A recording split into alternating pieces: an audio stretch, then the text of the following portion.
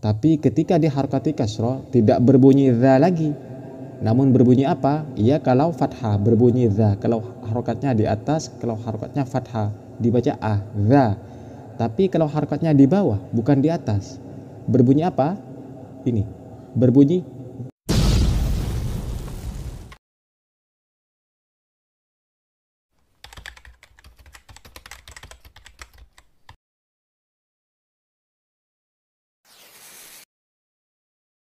Assalamualaikum warahmatullahi wabarakatuh, Sobat LEC yang beriman dan pencari ridho Allah subhanahu wa ta'ala. Alhamdulillah kita masih diberi kesempatan oleh Allah subhanahu wa ta'ala untuk sama-sama belajar Al-Quran. Pada kesempatan kali ini kita akan sama-sama belajar mengharokati huruf kha, da, dan dha.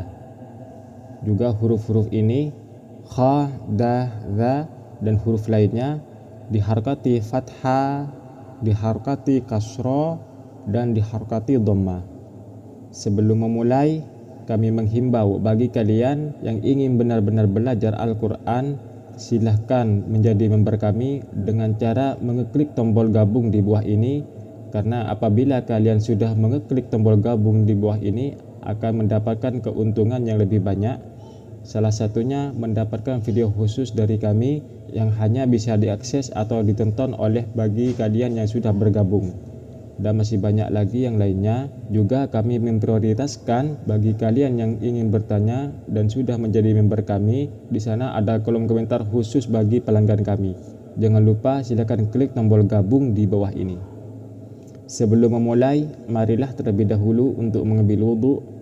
Dan jangan lupa untuk selalu membaca A'udzu billahi minasyaitonir rajim. Bismillahirrahmanirrahim. Kita mulai. Video ini adalah video untuk pemula. Untuk pemula 3. Untuk pemula 3. Diingat, video ini hanya untuk pemula. Kita mulai dari harkat fathah. Kita mengharokati huruf kha, da, dan dha. Diingat, sebelum memulai, diingat huruf kha ini beda dengan huruf-huruf lainnya. Apabila diharokati fathah, yang huruf kha itu beda dengan yang lainnya. Sebenarnya banyak, bukan hanya huruf kha, tapi huruf to banyak juga. So, huruf sod, huruf do itu. Biar saya rangkum nanti apa saja huruf-huruf yang beda ketika diharokati fathah yang tidak berbunyi a. Kita mulai. Fathah. Fathah ini adalah salah satu harokat yang bentuknya seperti ini. Bentuknya seperti ini dan tempatnya di atas huruf di sini. Itulah fathah. Cara membaca fathah yaitu harus berbunyi a. Cara membaca fathah yaitu harus berbunyi a. Contohnya a, ba, ta, tha, ja, ha, seperti itu. Kalau kasroh harus berbunyi i. Itulah konsepnya, itulah kaidahnya. Kasroh berbunyi i, bentuknya seperti ini di bawah huruf. Bentuknya seperti ini sama dengan fathah. Bentuknya seperti ini sama dengan fathah. Tempatnya di bawah huruf. Kalau fathah harokatnya di atas huruf. Kalau kasroh harokatnya di bawah huruf. Kalau dhamma bentuknya seperti ini, seperti angka 9. Tempatnya di atas huruf, namun harus berbunyi u. Seperti itu. Kita mulai dengan yang fathah. Fathah saya harokati di atas huruf semua. Saya harokati di atas huruf semua. Inilah yang dimaksud fathah. Inilah yang dimaksud fathah. Inilah harokat fathah. Kalau fathah harus berbunyi a, harus ada a-nya. Bedakan kalau kho. Kalau kho memang beda. Nanti saya rangkum apa saja huruf yang diharokati fathah tidak berbunyi a namun berbunyi o. Ini harokat fathah. Ini harokat fathah. Ini yang kha tidak usah, yang kha tidak usah. Da, da, ini kan da, tulisannya seperti ini, da. Mengapa dibaca da? Karena harokatnya fathah, harus berbunyi a. Harokatnya fathah, bentuknya seperti ini, di atas huruf harus berbunyi a. Da, seperti itu, da. Itulah kalau fathah.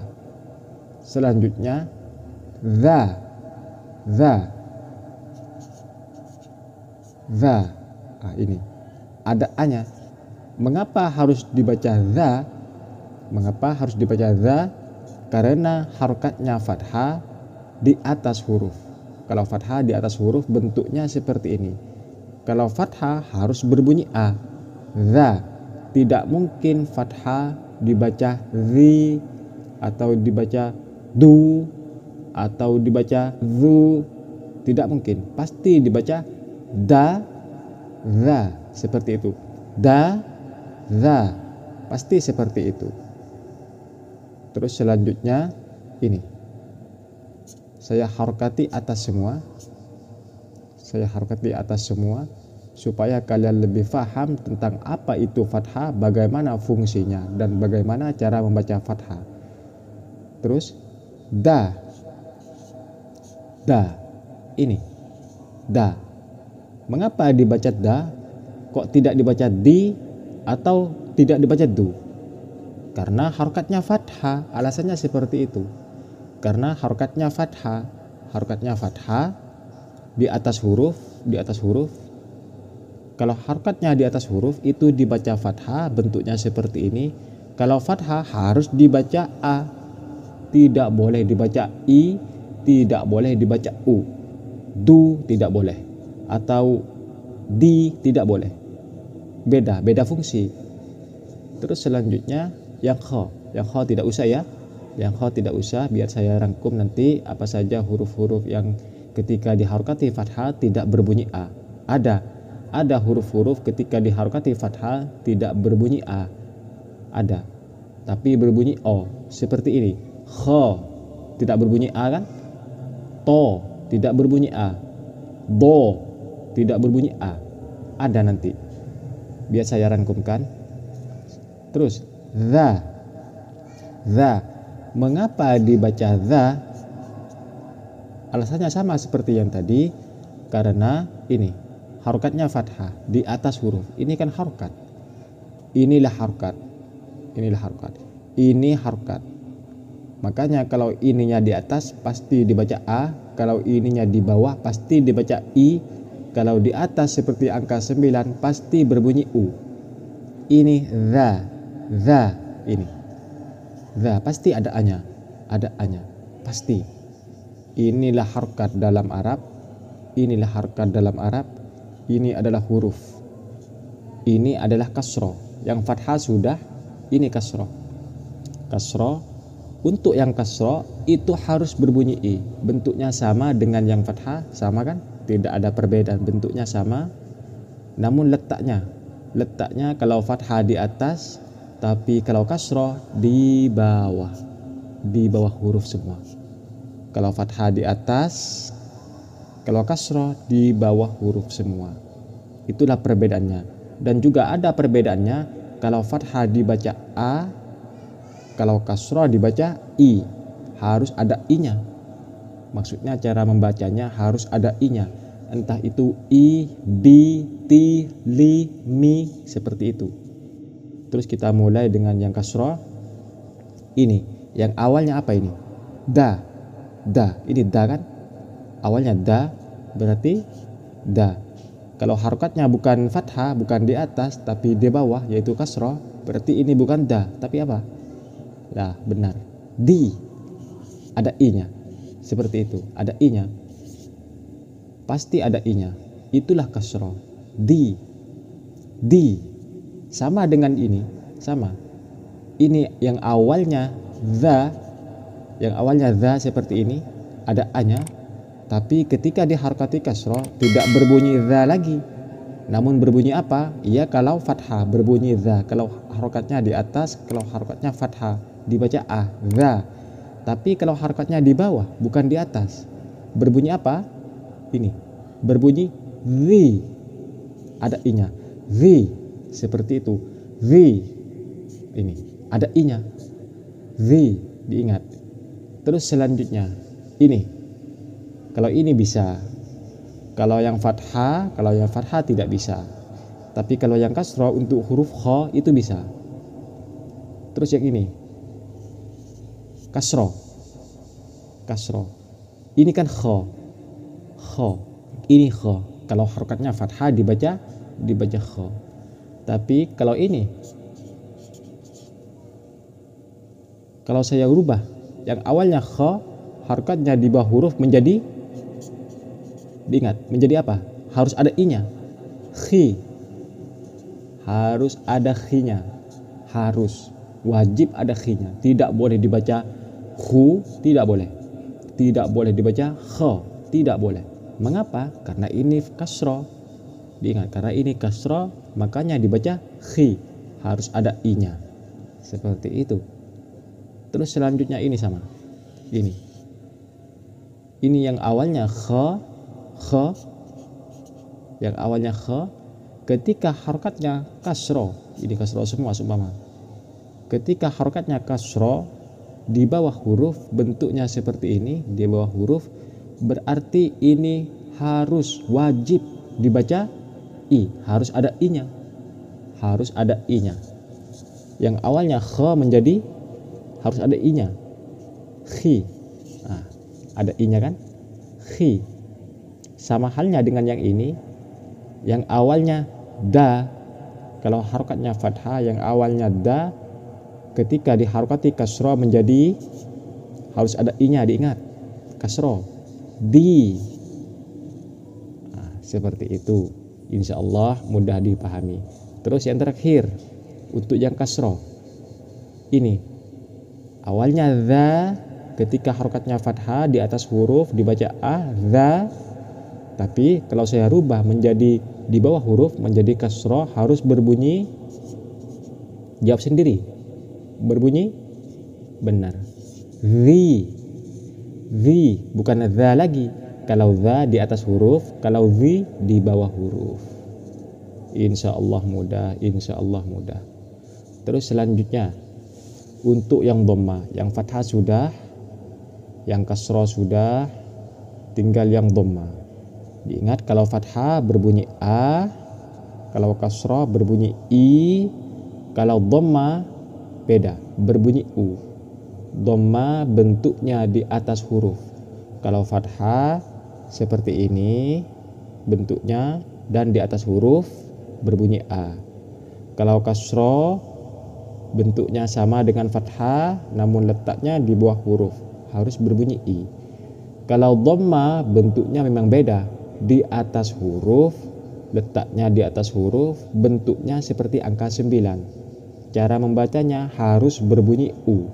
Berarti a, i, u. Contoh, kita mulai. Saya harokati dhamma semua. Saya harokati dhamma semua. Kita mulai dengan yang ini. Ini yang awalnya za, ketika diharokati fathah berbunyi za, ketika diharokati kasrah berbunyi zi, ketika diharokati dhamma berbunyi harus ada u-nya. Benar. Zu. Bedakan za, zi, zu. Kalau dhamma harus ada u-nya, zu. Terus yang ini, yang awalnya da, menjadi di. Sekarang ketika didomahkan, ketika ada dhamma menjadi apa? Du. Nah, seperti itu. Du. Diingat, harus dibaca du. Harus ada u-nya. Du. Ada u-nya. Terus yang kha, awalnya kha, ini kan kha. Kha ketika harokatnya fathah dibaca kha, ketika diharokati kasroh yang di bawah huruf menjadi khi, diingat. Ketika diharokati dhamma bukan khi lagi, bukan kha lagi, tapi harus ada u-nya menjadi apa? Khu. Nah, ini ada u-nya. Ada u-nya. Terus selanjutnya ini zu, ini awalnya za, ketika harokat di atas dibaca za, ketika diharokati di bawah menjadi zi, ketika harokatnya di atas seperti angka 9 menjadi harus ada u-nya zu. Terus sama dengan yang ini khu, harus ada u-nya zu, khu. Terus yang terakhir da, awalnya harokatnya fathah da, harokatnya kasroh di, harokatnya dhamma harus berbunyi u menjadi du. Nah, itulah perbedaannya. Kami berikan soal 1 ataupun 2 atau 3. Kami beri soal, silakan jawab di kolom komentar. Seumpama saya menulis huruf ini, terus ini,